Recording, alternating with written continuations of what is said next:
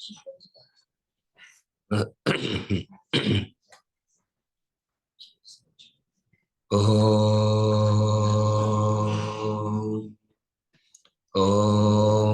Sahana Vavatu Sahanau Bhunaktu Sahaviryam Karavavahai Tejasvinavaditamastu ma vidvishavahai. Om Shanti Shanti Shanti.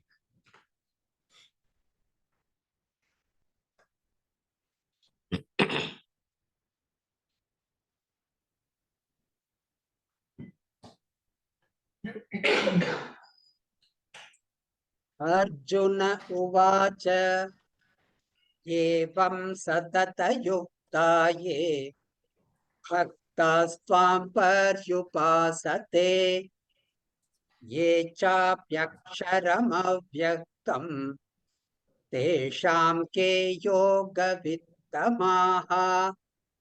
Shri Bhagavan uvacha maya veshamano ye ma Nityayukta upasate Shraddhaya parayopetaha Te me yuktatama mataha Ye tvaksharamanirdesyam Avyaktam paryupasate Sarvatra gamachintyam cha Kutastamachalam dhruvam Sanniyam yendriyagramam sarvatra samabuddhayaha te prapnuvanti mameva sarvabhutahite rataha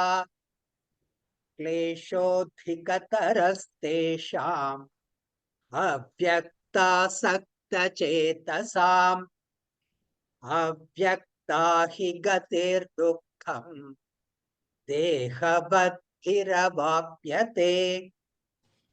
ye tu sarvani karmani mahi sanyasya matparaha ananyenaiva yogena madhyayanta upasate teshamaham samudharta mrityu samsara sagarat Bhavamira chirat partha Mayyaveshita chetasam Mayyeva mana adhatsva Mayi buddhim niveshaya Nivaseshyasi mayyeva Athavurdhvam na samshayaha Atha chittam samadhatum Na shaknoshi mayi sthiram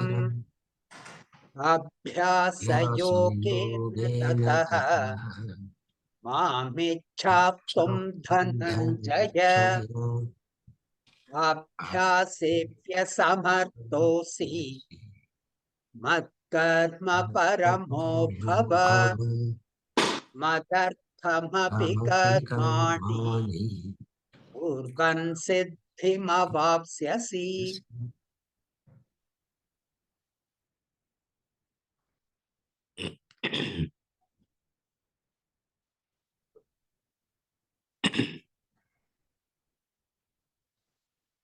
Clarifications.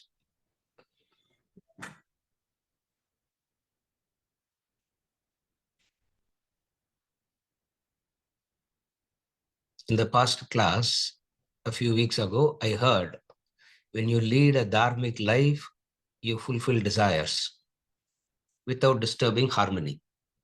There is less selfishness, although there isn't gratitude.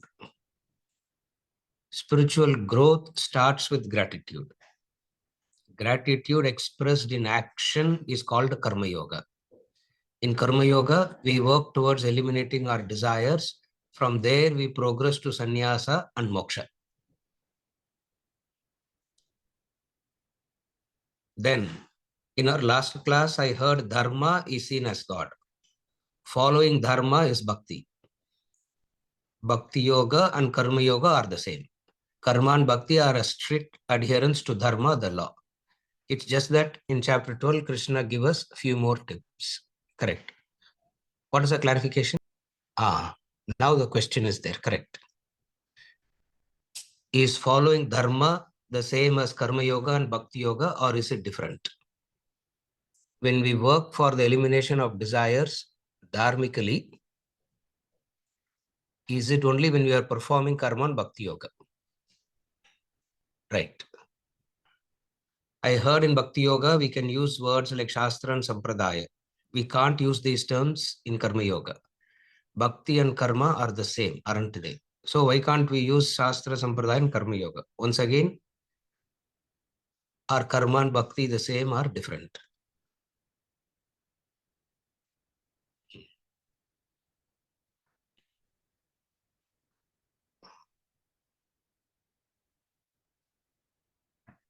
Amit, where are you? Where is he?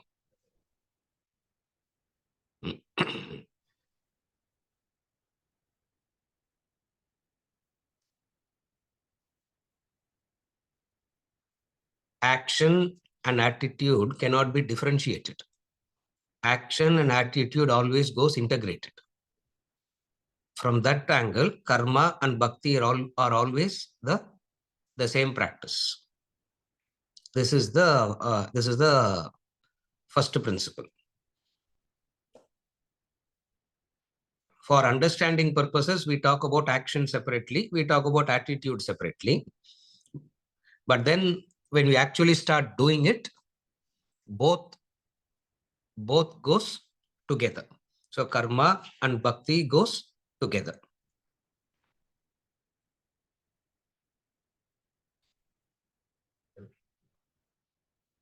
And then what is karma yoga? Karma yoga is the right attitude with which the action is done.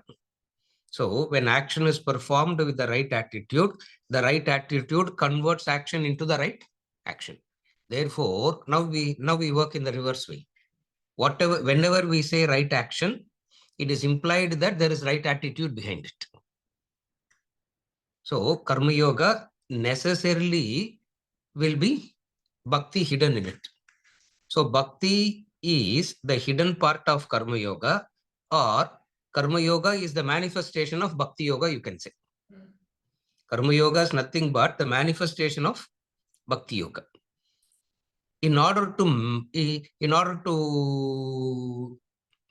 to express it, we have various practices, etc. We'll go into the details now. So the first statement, karma and bhakti are not distinct and different practices. We have seen that any number of times. Karma and bhakti are integrated practices. Distinct and different from karma and bhakti is jnana. So karma bhakti is at level 1, jnanam is at level 2. Even though at a much earlier stage, we talk about it as karma bhakti jnana together. So karma bhakti level number 1, jnanam level number 2. Why do we say jnanam is level number 2? Because in karma bhakti, we are working towards self-purification. In jnanam, we are supposed to only understand that we are pure already. Now, I cannot understand that I am pure already and work for purification also. It becomes a self-contradictory, self-confusing practice. Therefore, first we say, according to your level, start practicing the yogas. Then one question came for which we were answering that. What is the question? What should we practice first? Karma bhakti or jnanam we should practice first? For which the answer is, when you are 15, you have to turn only 16. When you are 15, you can't ask how to turn to 25. Eventually, you will turn to 25 one day. But from 16, you can't go to 25. From 16, you can only go to 17. So Karma Bhakti says, go to 17. That 17 will mature itself and take you to 25. So therefore, the very Jnana Yoga becomes a second level of practice. So Karma Bhakti is practice number 1. Jnana Yoga is practice number 2. Even for Karma Bhakti also, we need knowledge. So what we gain as knowledge is, in Karma Bhakti, the knowledge of action and attitude, which is one type of knowledge. In Jnana Yoga, we gain a different kind of knowledge. Actually, that's why for Jnana Yoga, we will not want to use the word Jnanam at all there. We just want to say that's your original nature. That's your true nature. Because there, you are only recognizing your original nature, true nature. Is it okay, Amit, till now? Now, the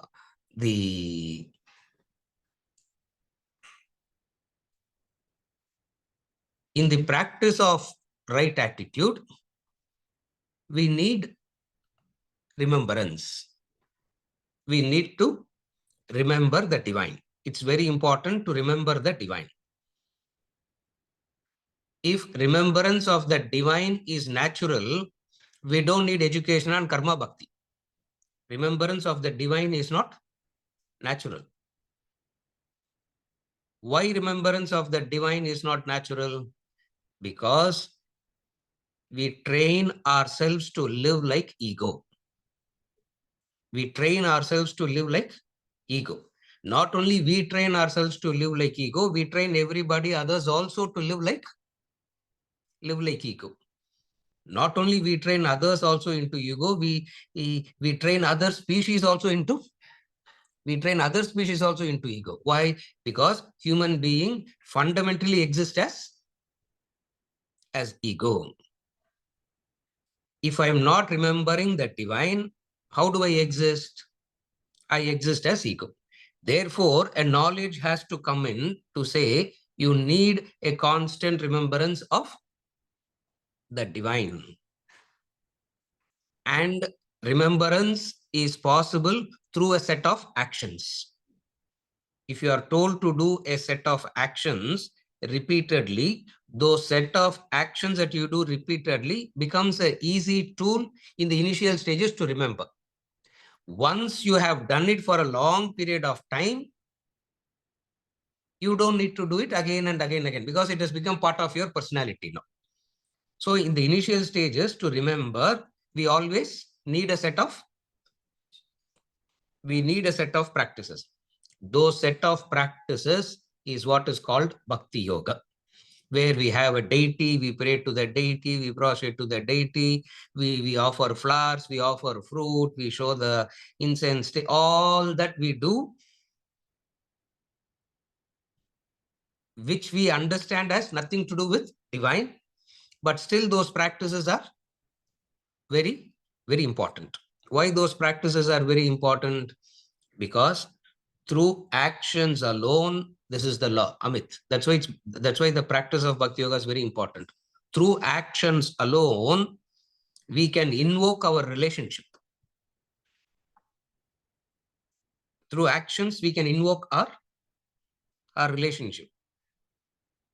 Not only we should invoke it, we should keep the relationship alive, and we should keep nourishing that relationship. So we have to invoke the relationship, keep the relationship alive, and we have to nourish that relationship. In what way we can do it? A set of actions become beneficial. Why do we want to do it through actions? We want to do it through actions because verse number 5, chapter 3, we have studied it any number of times. You cannot remain inactive even for a split second. Nahi kaschit kshanamapi jatu tishtatya akarmakrit. Action is the insignia of life. We have studied that any number of times. Therefore, that which is easily available to us, we make use of it to remember the divine. That which is easily available to us, that which is all the time available to us is action. Therefore, that which is available to us, that which is there with us all the time, if we can make use of that to remember the divine, then it's a discipline, it becomes a different practice. That practice is called Bhakti Yoga. Instead of trying to remember it through some other external aid. First method is to remember it through action. After a while, we found out that through action is very difficult to remember the divine. Why? Because action is seen as a tool to fulfill the desires.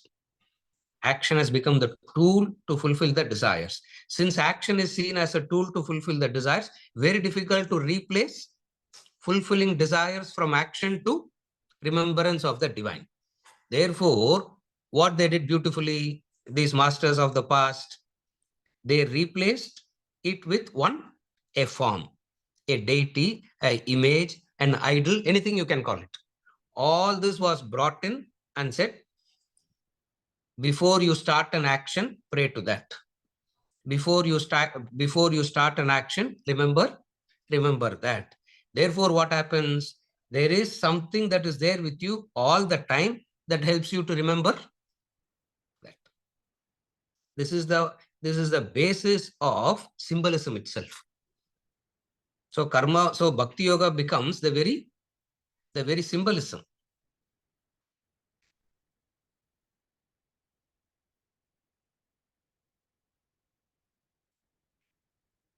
We all are in need of a relationship where divine relationship is very important, is because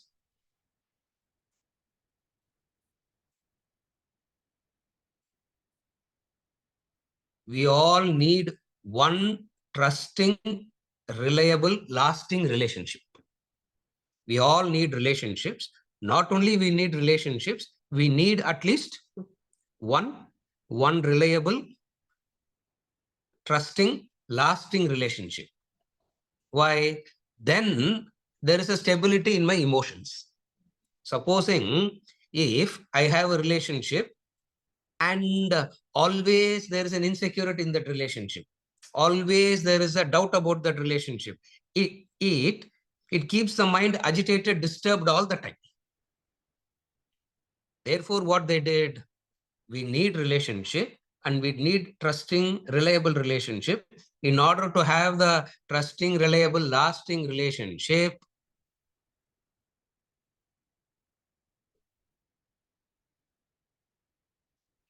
who is the best person with whom you can share all this? Who is the best person with whom you can share all these things? They said, be grateful to the human beings around, but that relationship, turn it towards God.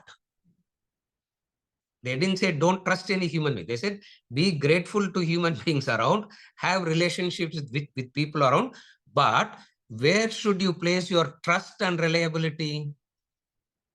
That you place it on God. A very systematic evolution of maturity, a very systematic method of human maturity comes in. Then the question is, can we not invoke relationship without an aid? Is aid necessary to invoke relationship? Are aids must? Can't we do it without an aid? For which we say no. Emotions need an aid to express itself. Maybe in the form of a hug, maybe in the form of a shaking hands, maybe in the form of a smile, maybe a huge bunch of flowers also, no? We take a huge bunch of flowers for what? That flower expresses what you want to express. The words don't express it in the way that actions express. I can say I'm very affectionate. The word expresses it. Deeper than that is an action that expresses our affection, love. These expressions in English language, they started giving it a poor word. They started calling it a ritual.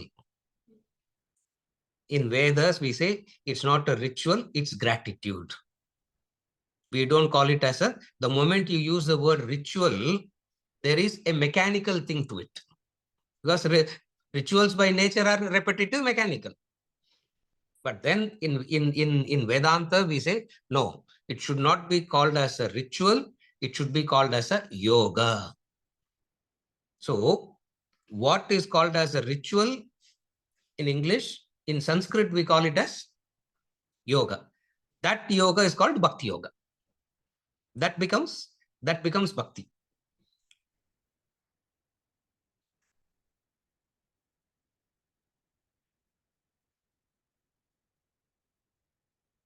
Human beings necessarily needs to have a set of actions which will express their emotions. Necessarily it has to be there. Why we are saying necessarily has to be there? Because we are talking of the human being who is not yet matured into sannyasa level. Remember the context of the people that we are discussing. The context of the people that we are discussing here, Venkatachalam. You are okay? No. We are not talking of your level. We are talking of our level. Yeah. We are not talking of the higher level, of the Shankaracharya level. Because at that level, expressions are so subtle, just the presence of the person, you receive that.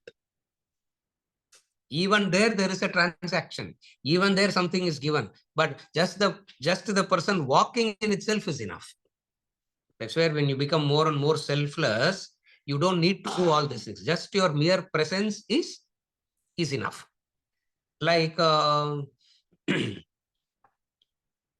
you take the human history, if there are 100 enlightened masters we have had, only 4 or 5 taught. Rest of them just lived, and their presence itself was so elevating. Only very few taught. Why very? Because it's unless you have the swabhava of teaching, it's very difficult to do that. Explain the word, elaborate the words, and all that. Unless if it is part of your nature, difficult. But even though they don't teach even though they may not be able to explain bhakti in the way that we are sitting and confusing here, but the very fact that the person walking in, you receive something. But that is a very high level of spiritual growth, which we are not discussing at this point of time. So in the context of karma bhakti, we are discussing at what level? At a level where we are living as an ego and we are struggling to remember the divine. The context. We are living as the ego and struggling to remember the divine. Divine God cannot be an intellectual idea. It has to be something where there has to be a flow of personality must be in that direction. If it is only an intellectual idea, then it is like capitalism, communism. God is another ism. But for Vedas, for Vedanta, whether it's for Vedas or Vedanta or not, the reality of life is divine alone is. Since divine alone is, we need to know how to get to that relationship.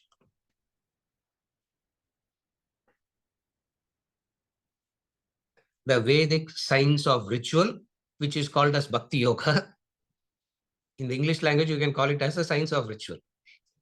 In the Vedic sense, in the Vedantic sense, we won't call it as a ritual, we will call it as a Bhakti Yoga. Is a very thorough discipline because of, in the name of expressing the emotion, etc., it had a great respect for facts and thinking. Therefore, you are not just told to do something, You are told, you are explained, and then also said, do it. One thing is just telling you to do. Another thing is you do it, also understand it. So where there is a combination of understanding and doing, from level number 1, you mature to level number 2.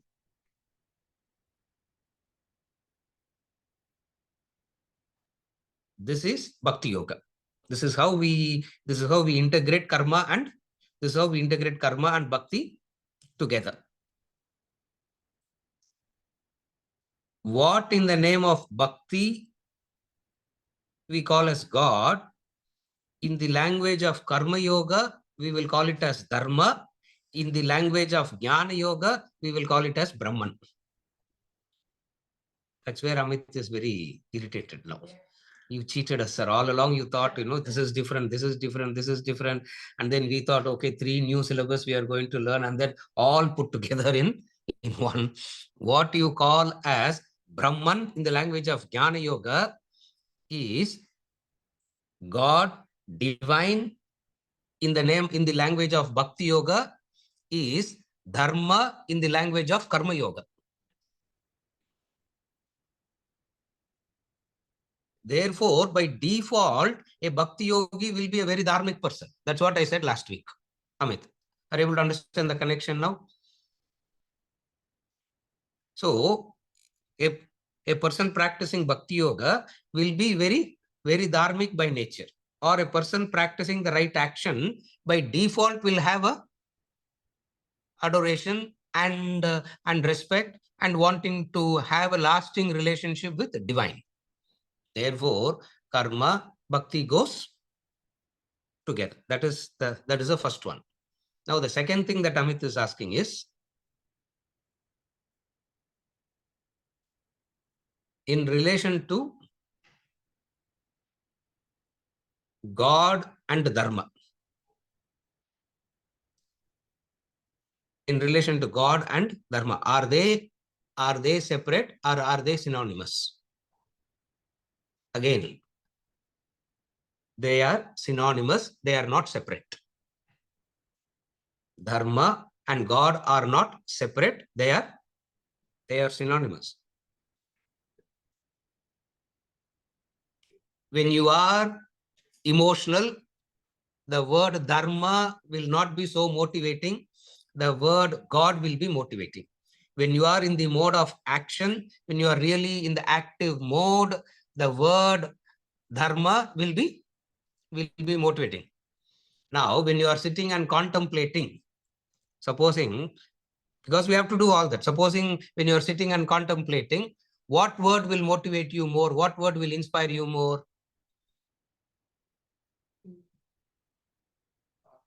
Brahman will inspire you more there.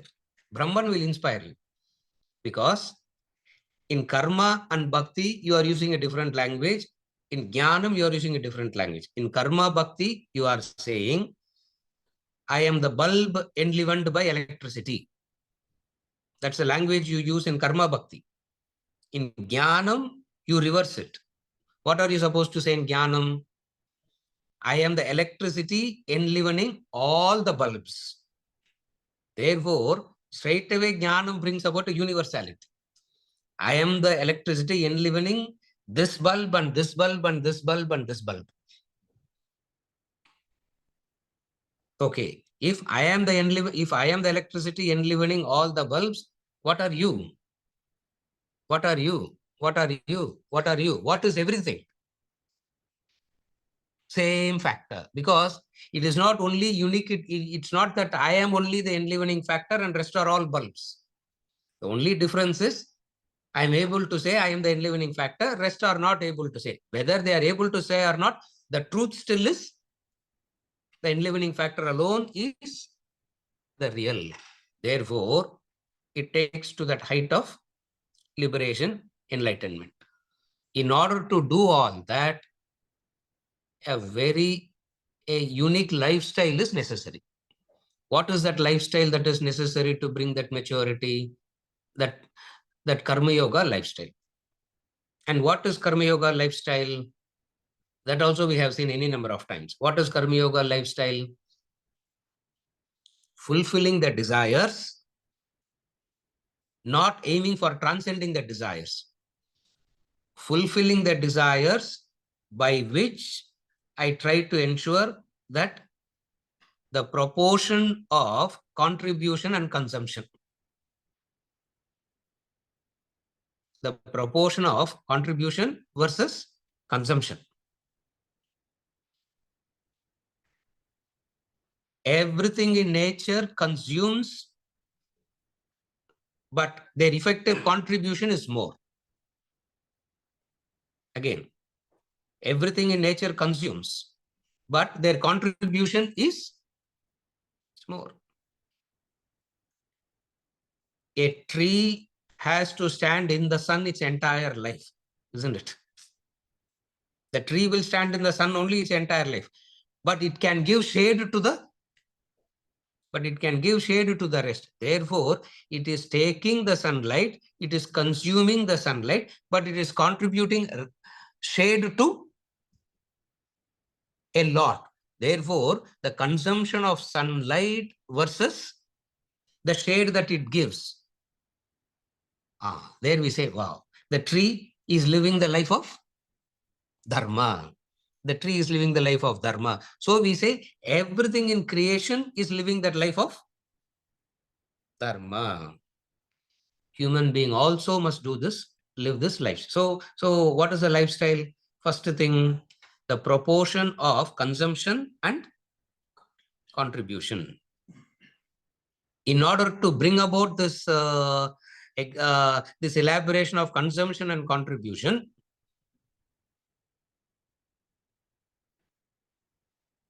from whom you have taken, contributing back becomes a necessity. That's what we call as obligation, duty.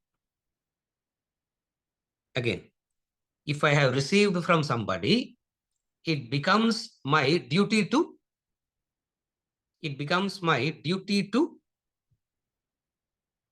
give back. No, sir, why do I have to give back? Why do I have to give back? They did what they ought to do. Why should I be? It's like the school teacher taught me taking the fees. No, there is the culture here that we follow. When the school teacher walks in, everybody will stand up. We all will stand up. Sometimes when you go to the we go to the school reunions. Now they start calling us. They're asking for help and everything. So we go there, and some of us will be made to sit on the dais, and the teachers will be sitting in the front row. We're making like that. Yes. One of my friend came and told me, "Hey, shameless da. How can we sit on the stage when they are all sitting? When they're all sitting down, they should be."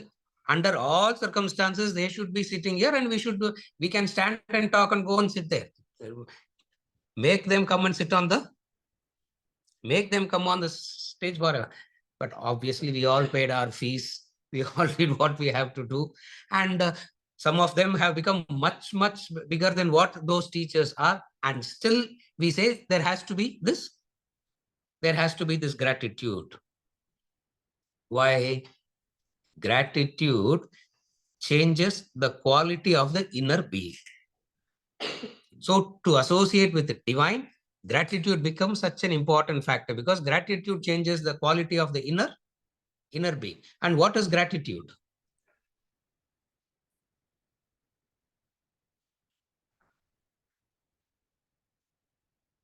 It comes from the law.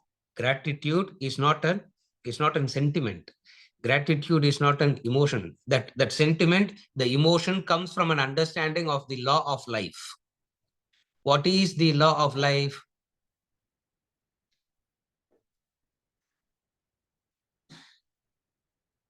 Helplessly, we are all takers. Giving is a choice. Again, the law of life tells us Helplessly, we are all takers. Giving is a choice. It means by default, remember that example that he gives, have you paid your oxygen bills? Now, when he says, have you paid your oxygen bills? They say, well, what is this? Who's going to send me the bill that I have to pay it back? No, what it means is that it's the law. What is the law? Giving is a choice, but we are all helpless takers. It's not that we are taking out of choice. We are all taking helplessly. We have to take. Not only we have to take, it is anticipated and given to us. Not only we have to take, that what we need is anticipated and given. This understanding makes us feel so grateful. When this understanding makes it so grateful, what happens? We start consuming responsibly. This is the law. The law is what? We are all takers. What was needed, what is needed for us was anticipated and provided. The example that I always give is the mother anticipates the hunger of the child and the food is kept ready. It is the anticipation. Now look at the macrocosm. Everything was anticipated and given. Like, okay, another example. The womb that we all rested at one point of time, did it evolve through trial and error? Did it evolve through where, okay, suddenly eyes was kept here, nose was kept here, ears was kept somewhere on top, and then over a period of time, we understood that, this is the right position to keep, and we have this perfect system now? No, it wasn't like it was there. It was there from the beginning. It means there is some huge factor that is playing its part in making everything available to us in abundance. Recognizing this is bhakti. In order to remember this, we keep a deity in front. Maybe a Ganesha, or maybe a cross, or maybe a crescent. It doesn't matter what you keep in front, but something is kept in front. You look at that, the whole thing you should be able to remember in a flash. The law you should be able to remember. All that we have studied till now, you should be able to remember. And then the relationship is sustained, lasting relationship.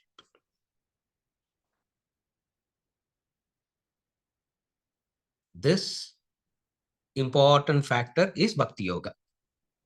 This important factor is Bhakti Yoga. Now, whenever we talk about the law, Amit, wherever we talk about the law, we call it as Dharma. Whenever we talk about the lawmaker, we call it as Brahman, God. Remember, the lawmaker and the law are not different. They are the same. Only in the case of a human being, the lawmaker and the law can be different only in a human being. Because double standards only the human being can have. The ego only can have that. I can make a law and I can have a separate law for myself. I can do that. In the creation, the law and the lawmaker are not different. That's where they say the law is impartial. The impartiality of the law becomes very clear at this point in time, because the law and the lawmaker are one and the law and the lawmaker are one and the same. That's why in Bhakti Yoga, we say, just because you do all the wrong things and go and pray to God, God will protect you. Don't think that God will protect you. Why? Because you have violated the law. So the law and the lawmaker being one and the same, I can't violate the law and seek and seek protection from the lawmaker. Therefore, what do we do here? I understand Bhakti Yoga means I need to obey the law and live life responsibly. What is responsible living? The proportion of consumption and contribution, that's all. That is responsible life.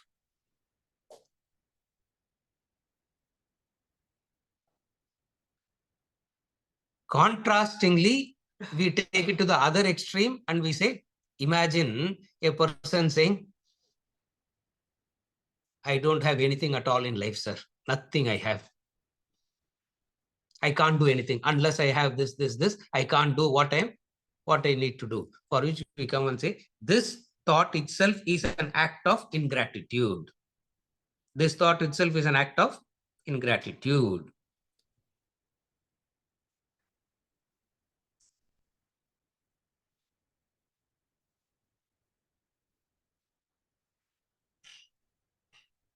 You have this. I gave this example in one of the sessions also. You go to motivational talk, the person is so depressed. The motivational talk, the person says, look at this, you have your eyes, you have your nose, you have your hands, you have your legs, etc., etc., etc. He gets so motivated, comes out of the consultation room. He sees another person getting down from a BMW, wanting to talk to this man. Immediately, what his mind will go to? Plus BMW he has, which I don't have. That plus is where the difficulty of the human ego sets in. Now, what is the right way of Bhakti Yoga? What is the right way of doing this Bhakti Yoga? What is needed for me is provided. What I need is provided. This is difficult to remember. Therefore, we keep a deity, a idol, a god as a remembrance. Then comes the associated practices of bhakti. Now the third part, Amit. Now comes associated practices of bhakti. What is associated practices of bhakti? When you are grateful, what will you do? Gratitude will express in action. Gratitude helplessly will express itself in action. You can never say, I am very grateful, but I can't do. It will never ever happen like that. For the intensity of the action helplessly will come out in relation to the intensity of your gratitude. Therefore, this gratitude, what is called as Rina Siddhanta, is the foundation of Bhakti Yoga. Amit.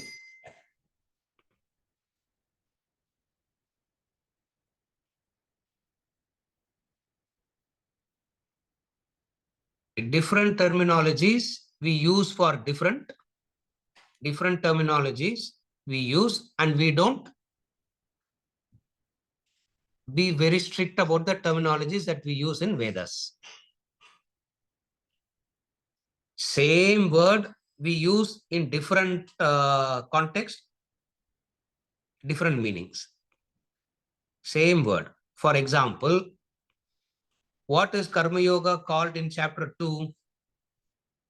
In chapter 2 of the Bhagavad Gita, verse number 39, Karma Yoga he calls as Buddhi Yoga. Now I am going to give you Buddhi Yoga, Arjuna. He uses the direct word, he uses Buddhi Yoga. I always ask these people, Karma Bhakti Jnana, we have heard, what is this Buddhi Yoga that he is introducing now? All of a sudden, there's no Buddhi Yoga like that. Now, what is Buddhi Yoga is Karma Yoga. Because how do you justify that? From verse number 40 till 53, the explanation that he is giving is the pure Karma Yoga. Therefore, he uses the word Buddhi Yoga to mean Karma Yoga. Elsewhere, he means Karma Yoga as sannyasa. Somewhere he means sannyasa as Karma Yoga. That's where Arjuna gets very irritated with Krishna throughout Bhagavad Gita. Say the same thing. Why are you? Uh, why can't you get your terms clear first? Why can't you define and keep it clear? Why do you keep on? Why do you keep on using the same word with opposite? Opposite meanings. Synonyms is okay, but opposite meanings, what do we do? That's a very typical Vedic Vedantic style of teaching. Reason is what? Every time the opposite meaning is given, you are given a choice to go through the entire concept again. Every time an opposite meaning is given, your intellect temporarily wakes up and says, now what it is, now what it is, now what it is. Little bit of wisdom goes, little bit of wisdom seeps in, seeps in. That's a very classic teaching method. It's a very unique classic teaching method of Vedas, which is very difficult when it comes to other subjects. When you are studying science and math, Amit, this method cannot be adopted there. Please, yeah. Supposing I go into the math classroom and I start doing this. No, that method, this method is unique only here. Why it's unique only here? The subject matter that we are dealing here is very subtle. What is the subject matter that we are dealing here? Ego. Science can afford to be very rational. Science can afford to be very systematic. Science can afford that. Why? Because it's dealing with tangible material. When you are dealing with anything that is tangible, you can afford to be very different. Now, when you are dealing with something which is very, very subtle, intangible, you think you get it, it eludes your grasp. You think you get it, it eludes your grasp. What methodology can work there? Therefore, we have two different methodology of teaching. One is what we call as the Vedic methodology of teaching. Another is what we call as the scientific methodology of teaching. This method cannot be transferred there. Now we are coming with the disadvantage of what? We are so much trained in that training, and we take that as a standard and we try to interpret this scripture. There we have this difficulty. Amit, that's why you are saying, why can't we use the same terms if it is the same? Why can't we use Karma Yoga, Bhakti Yoga as like this? We will not use it like that. Don't worry, 20 verses we are going to study. No, you are going to get more confused. Every verse I'm going to give one meaning now. So by the time you come to chapter 7, 8 verses itself, where Bhakti Yoga is the formula Bhakti comes, you will say, sir, Krishna is better than this Vedanta classes. At least he doesn't confuse us so much. Is it okay, Amit? Yes. Avladana? Is there anything?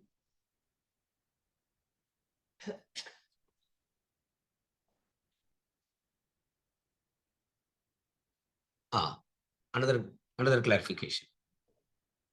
I said law is nothing but a discipline handed over generations for the welfare of its people.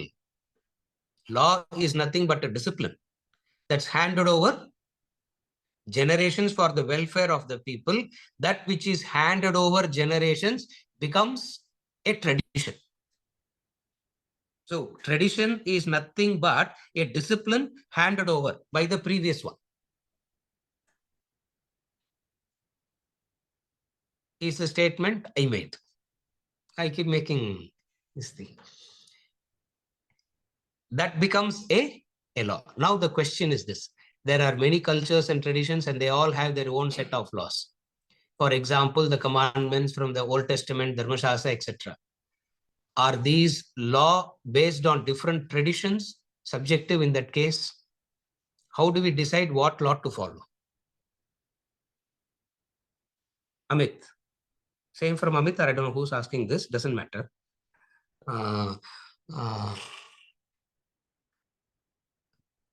there cannot be an internal contradiction in the law, whether it is Old Testament or New Testament or Vedantic Sampradaya, the law cannot be different. The way in which it is elaborated is different. The way in which it is explained is different. Remember this, Amit. Never say law are different from religion to religion, culture to culture. The law are not internally contradicting. The way in which we explain is, the way in which explanations are given is different. Because of the different way of explaining it, it appears to be different. How do we say the law don't differ? All of us are part of the same creation, whether it is Old Testament or New Testament or Vedas or Vedanta. We are all part of the same creation. Because we are part of the same creation, we are all necessarily bound by the same law. The difference or the advantage that we talk about Vedas over the rest is here. We have a teaching tradition that has refined it. That's all. Remember that the law are not different. We are not saying that the Old Testament is not a law and what we are saying alone is a law. We are not saying that. Vedas don't say that at all. Vedanta doesn't say that. There is a difference. What is the difference? The difference is we have evolved a unbroken teaching tradition for thousands of years. Not only that, the way in which we can scrutinize each and every Shastric word critically. Each and every word of the scripture is scrutinized so critically, so analytically. Therefore, we have an advantage of explaining it better than the rest. That's all the differences. To answer the question, which one to follow? Whatsoever you can follow, because the law are not different. How can the law be different? They are not different. Number two, there are no internal contradictions in the law. If there are internal contradictions, then it cannot be called as a law. Then we have to say Dharma is a law confined to the political boundary of India map. How can we say that? We can't say that. We say Dharma is the law that is managing, that is holding the entire creation together. Are you okay till now? Cultures and traditions evolve based on the need of the society. Predominantly, it is geography based. The law is different. The cultures and tradition evolve most on geography based, not because of the law is different. Okay. You take I'll give you my example. For the first time, I think I was around 15 when I went to the Himalayas. When I saw the priest in Rishikesh, when I saw the priest in Gangotri with the shoes on, for a few seconds, I couldn't relate with it at all. Why? Because I'm so conditioned from where am I coming? What is my conditioning from? My conditioning is coming from here, where to go into a temple without the shoe is the must. Imagine in Gangotri, a person has to sit in the temple without a shoe. What will happen? In half a day, the legs will be infected, and in 2 days, the fellow will die. So it is now this is the tradition. What is the tradition? In South, you go without shoes. In North, you go to Gangotri, Yamunotri, you wear everything and go. Are you able to follow? What is the law here? Wearing the shoe or not wearing the shoe is not a law. What is the law here? When I see God here, am I remembering this entire thing that we discussed? When I see God there, somebody, are they able to remember this? Then it makes a law. It doesn't really matter whether I see it like in literally, my aunt fought with the priest. I gave this example. I have given this example before. I was living in Mysore for a period of time, for I think for about 10 years. Yeah, 10 years we were living in Mysore. That's a period of my consolidation study and everything. I don't know why I came out of that place. I should have simply stayed there only. Due to even now, I feel like going back there only. 2 classes a week. That's all. Just to 2 classes, 2 classes a week. Today, 5-6 classes a day. 2 classes a week. What a life! Such a beautiful thing. And we had a temple at home. We made a small Ganesha temple at home. Then we were doing puja. I do. My dad will do. Everything we'll be doing. And then a priest also must come and do, is the tradition. So I went to the local temple there, and somehow the priest there got connected with me. We started, he said, every Friday I will come and do laughing because, every Friday he will come and do the puja for us, everything. I thought he's a priest, Jared. I didn't believe that he's the police commissioner. He said, police commissioner job I'm doing because I have to do. But this puja is what I like to do. And I have not seen people doing with so much of intensity like you. Therefore, I will come and do it in your place. I didn't know that he's a commissioner. One day what happened, I was coming back from the class. I saw 2 police jeep in front of my house. Like, why is police and all don't come in front of the house? And I'm going inside and I see this man in the uniform. Then only I came to for 2.5 years, I didn't even know that he's a commissioner. He also didn't tell me. I also didn't ask him. That man was doing the puja. My aunt was visiting me. So we have a way how we do puja in Chennai. In Mysore, they do it differently. So he started doing it in the way that they do it there. She was getting restless. Okay, Ram Subramaniam, Madras, what is the first thing we pour on the deity? 1 liter of oil will pour. because Kerala style, no here. Now 1 liter of oil we'll pour, we'll do. Now in Mysore, they will pour warm water first. Because it's a cold place. In a cold place, why would you want to make it more? Why do you want to make God more?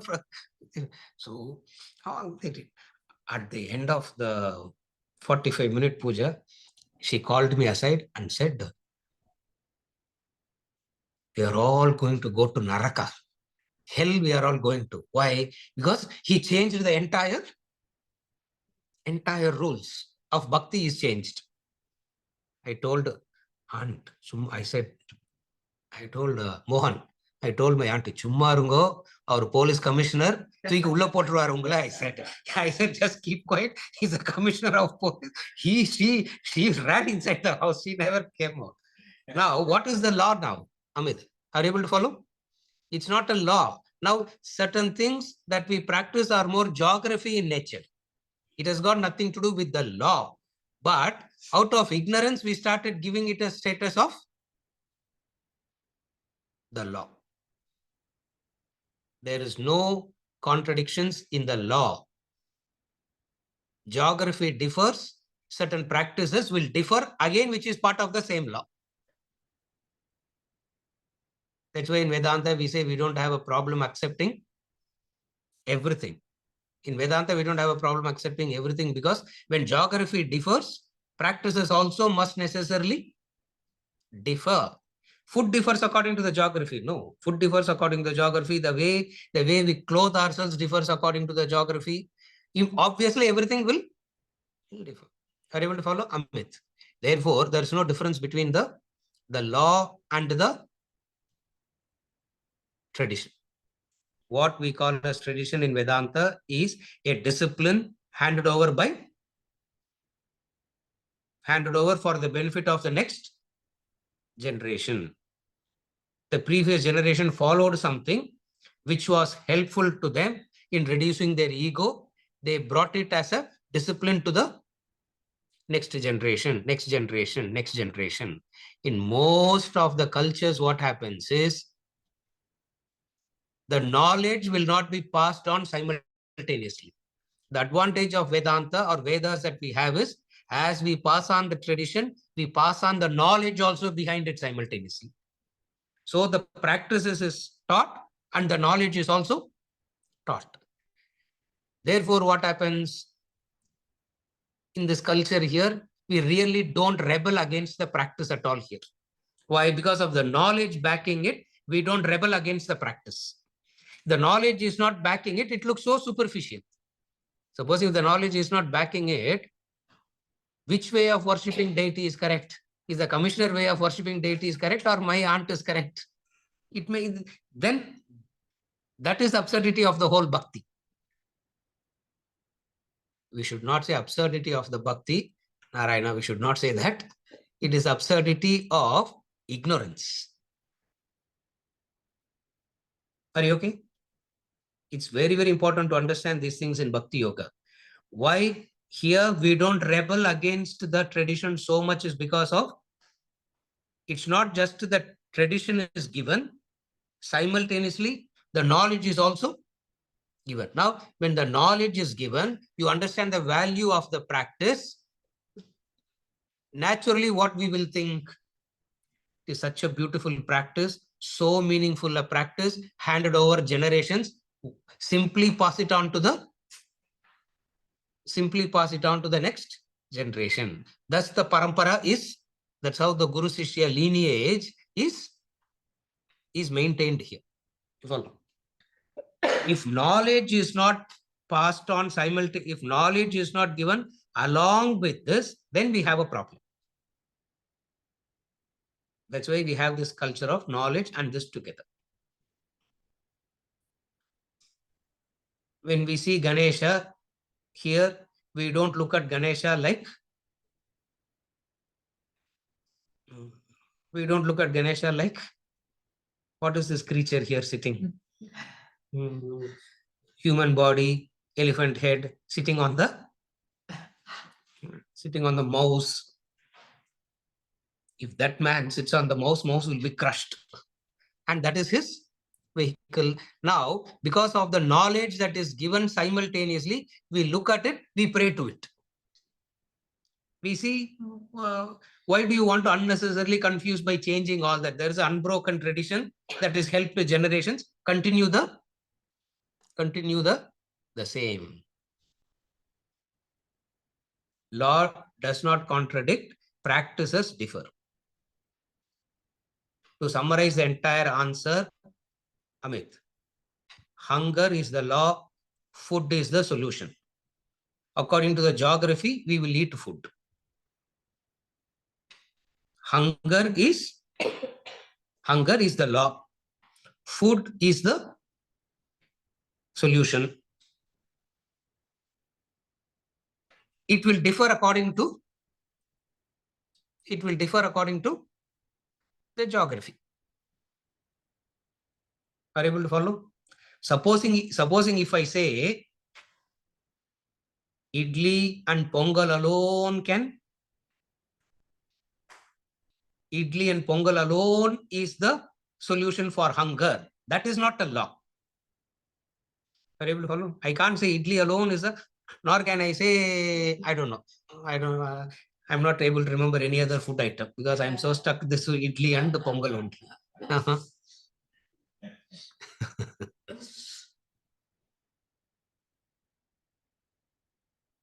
Is there anything else?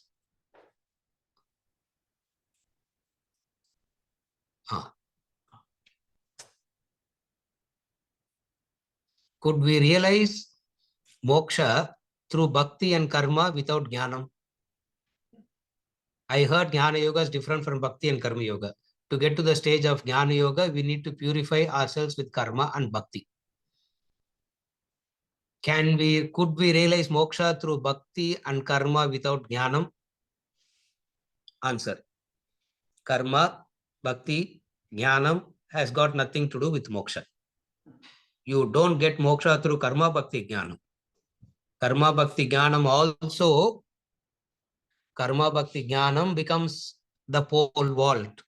Karma bhakti jnanam is not the cause, moksha is not the effect. Never bring in cause and effect relationship between karma bhakti jnana and moksha. Never make that mistake in bringing in cause and effect relationship. Karma bhakti jnanam, karma bhakti level number 1, jnanam level number 2, dropping karma bhakti jnana level number 3. Therefore, can a person attain moksha through jnana yoga alone? Karma bhakti jnana cannot give moksha. Why they cannot give moksha? If they can give moksha, you are not that. Then only if you are not that already, you do something and get it. If you are that already, nothing can be, you can't do anything to get it. Are you able to follow the logic? If you are that already, you don't need any action to get it. Moksha or liberation is your original nature, your swarupa. How can we say karma bhakti jnanam can give it? Karma bhakti jnanam cannot give it. Karma bhakti jnanam can remove the hindrances. It can remove the hindrances, that's all. Because it is removing the hindrance, we place a lot of value to that. But nevertheless, we don't say, can we attain moksha without karma and bhakti through jnanam alone? You cannot attain moksha with karma bhakti jnanam. For moksha means a recognition of your original nature, which is not product of action. Because karma bhakti jnanam is action. That which is produced by action will be lost. Again, I repeat, that which is the product of action will be lost. No action can give you something which is permanent. Action which is temporary by nature, the result that it will give also will be temporary by nature only. Supposing if I say karma bhakti jnanam can give moksha, then a time will come where I can't do karma bhakti jnana. Then what will happen to my moksha? That's where in Vedanta we ask the question, after death what will happen? Because action stops. Will moksha go away? Will liberation go away? For which we say yes. If it is a product of action, it will go away. Because it's not a product of action, it will not be. So you cannot lose it. Anything which is a product of action has to be sustained by continuous action. That which is a product of action has to be sustained by continuous action. We all understand that, isn't it? Going to the top is action, and sustaining oneself on top requires continuous action. Supposing I stop acting, instantly it drops.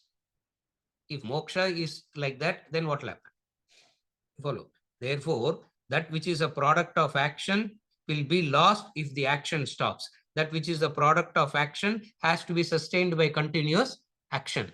And continuous action is impossible because action is dependent on the vitality of the instrument. Action is possible based on the vitality of the instrument. Supposing if the instrument gets weak, will enlightenment become weak? A enlightened person, instruments can become weak. When the instruments become weak, can we say the enlightenment also becomes weak? Logically speaking, if it is instrument based, it will become weak.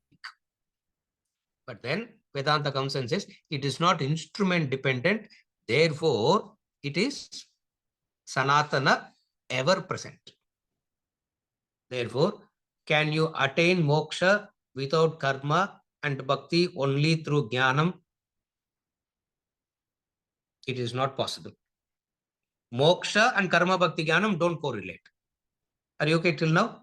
Now come to the next level of answering. Jnanam is not possible without karma bhakti. Again, remember that. Jnanam is not possible without karma bhakti. Without karma bhakti, if you have jnanam, you will be called as a professor of philosophy. Again, I repeat, without karma bhakti, also you can memorize the Bhagavad Gita. Without karma bhakti, also you can elaborate the Bhagavad Gita. You can give discourses on the Bhagavad Gita. But you will be called as a professor of philosophy, not a sannyasi. Therefore, karma bhakti is very karma bhakti is essential for jnanam. Karma bhakti jnanam is essential like the pole. Karma bhakti jnanam is essential like the pole. In the pole vault example, you cannot cross the bar. Without the pole, neither can you cross the bar with the pole. Last, you can't mix up and do everything. It has to be done sequentially. It has to be done sequentially, meaning one day I can't go to PhD class, next day I can't sit in the kindergarten class. It has to go sequentially. And what is the sequence? Dharmic life, karma bhakti, jnanam, dropping the pole,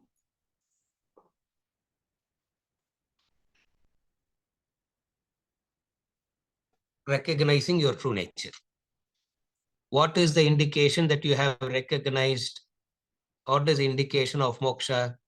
The indication of moksha is bondage never existed. Bondage wasn't there at all from the beginning. Unnecessarily, I was imagining a bondage and I was doing so many things to get over that.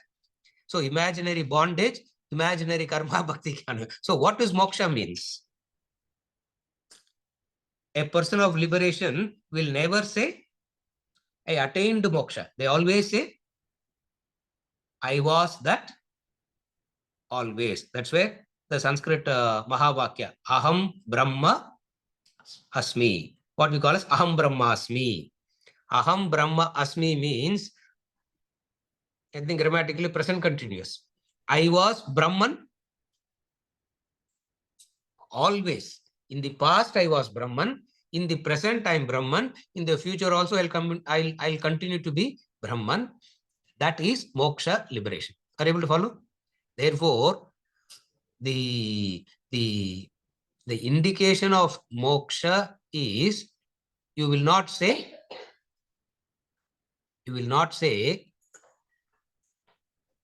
I have become free. You will not say that. You will say I was ever free. That's why in the Bhagavad Gita he says Nitya Muktaha, he says. Nitya Muktosmi. Atma Bodha, he's going to say that. Nitya Muktosmi Nirmalaha. I was ever free. Bondage I imagined unnecessarily for a short period of time. Just as I was always the waker, unnecessarily I believed that I was a dreamer for a few seconds. That's why the waking dream example is very helpful. I am always the waker, but unnecessarily I imagined that I was a dreamer for a short period of time and got confused. This is liberation. So liberation is not bondage to freedom. Liberation is recognizing that you are free. You are free already. Then what about all these things? All these are temporary things that you got, all that stories that comes. So yeah. So in effect, what is Bhakti Yoga? Summarize. Bhakti Yoga. I said in the beginning of chapter 12, we will spend a lot of time introducing Bhakti Yoga itself. Then we will go into actual discussion of what Bhakti is, because The word bhakti, if it is not rightly understood, the entire 12th chapter of Bhakti Yoga itself will be very, very confusing. So what is Bhakti Yoga? In effect, Bhakti Yoga, in effect, is nothing but Karma Yoga. Karma Yoga and Bhakti Yoga are one and the same. They are not two different yogas. Bhakti Yoga is the hidden part of Karma Yoga. Action plus attitude. Attitude is the hidden part of the action. So there is action and then there is attitude. One more clarification and then we'll conclude for today. Yes. So are you saying that the Rina Siddhanta, gratitude, is the basis for the beginning of dharmic lifestyle? Yeah, the clarification is Rina Siddhanta, gratitude, the basis of dharmic life? Yes. Gratitude, Rina Siddhanta, is the basis of spiritual practice itself. All noble virtues come out of one emotion, gratitude. All agitations, frustrations, etc. come out of another thing, selfishness. So now there are these two things. One is selfishness, another is gratitude. Now, all positivity come out of gratitude. All emotions, anger, jealousy, all that, whatever, kama, krodha, moha, mada, matsarya, whatever we talk about, all that has its root in what? Selfishness. Therefore, the starting point of dharmic life is recognizing that I am a taker. Because I am taking, I am indebted already.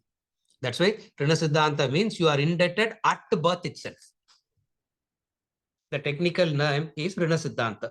Rina Siddhanta means you are indebted at birth itself, you are indebted. Isn't it?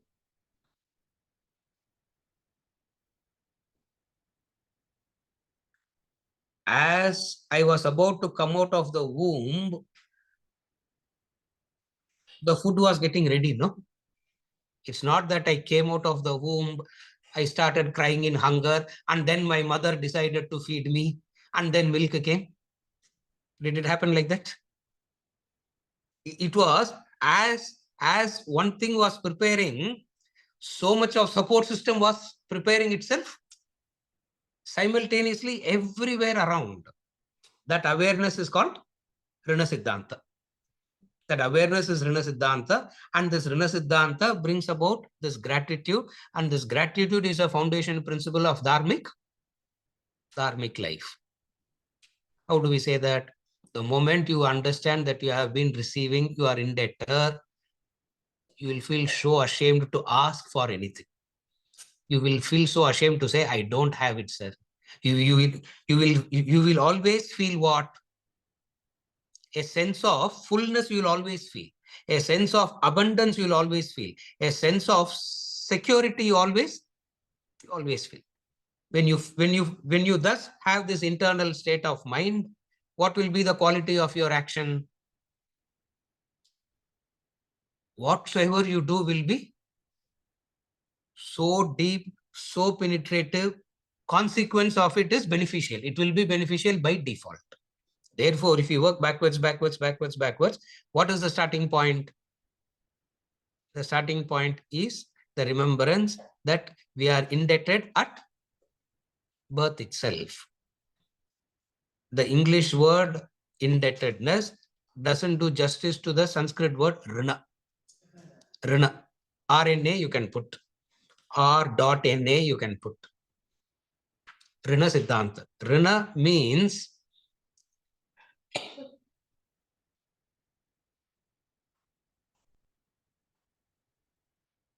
you were brought in after what was needed for you was created first.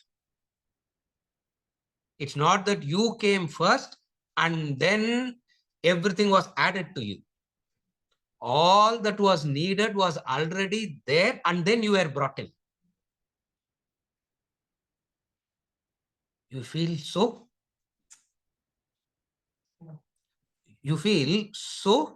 grateful, and you feel so protected. You feel so secure that you feel, oh my God, when I didn't know what I need, when everything is provided, the same thing is going to provide.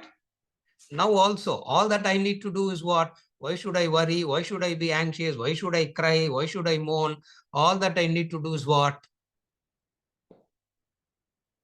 Do your swabhava karma.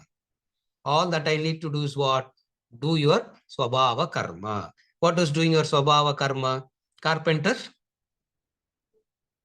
Carpenter, do carpentry. Plumber, do plumbing. Electrician, be electrician. Teacher, teach.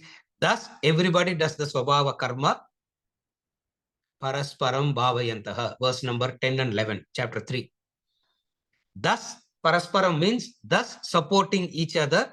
Thus, one supporting the other, the whole lot evolves. That's how dharma maintains the harmony. That's how dharma maintains the harmony also. Is it okay? Seriya? Avladana? Yeah. With this, we conclude for today. When are we going to get into verse 1? I don't know. We will continue. Thank you.